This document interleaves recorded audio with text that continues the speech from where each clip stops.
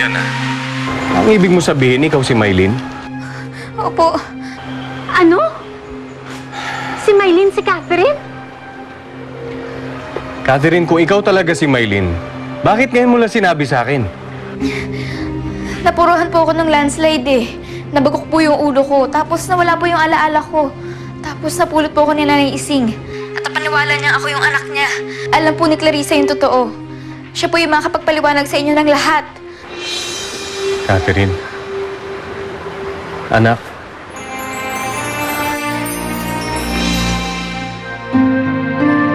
Alam mo, matagal na kitang hinahanap.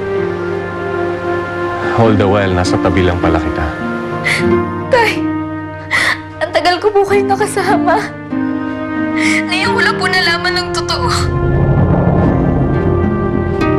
Tay, miss na miss ko na po kayo. Gusto ko na po kayo makita. Anak, nasaan ka ba ngayon? Para pupuntahan ka na namin. Ngayon din, gusto ka rin kasi makita ng mami mo. Pwede na, anak, na gusto ko makausap ang anak natin. Hello? Ni Lilian? Catherine?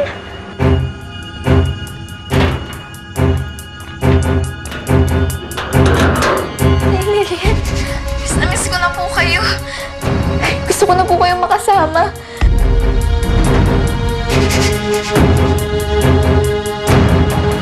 Catherine, nasan ka ba? Nakidnap po ako eh. Ano? Hello? Nakidnap ka? Nasaan ka?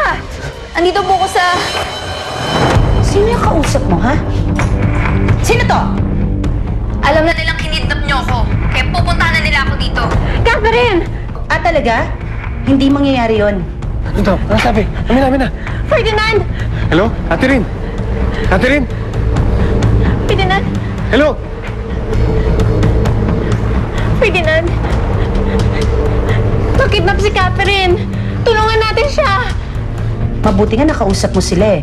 Dahil hindi mo na sila makikita kahit kailan. Ikaw talaga, ayaw mo kong tigilan, ha? Ayaw mo kong tigilan, ha? Ginawa mo kay Badong! Badong! Badong! Uy! Ferdinand!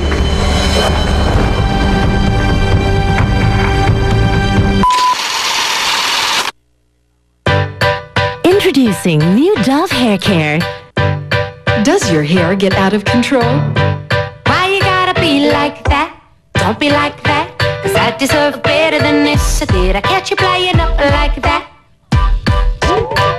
Dry, rough, and frizzy hair needs superior moisturization. Introducing new Dove Hair Care with Nutrioils to deeply nourish and moisturize hair, leaving it 99% smoother and softer. Get your hair looking amazing with new Dove Hair Care.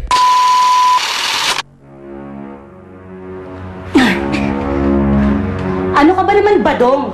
Kung kailan ka tumanda, tsaka ka naman naisahan ng babaeng to. Ikaw, Ikaw ha? Konti na lang. Konti na lang naubos na pasensya ko sa'yo. Ano ba kasing balak niyo sa akin, ha?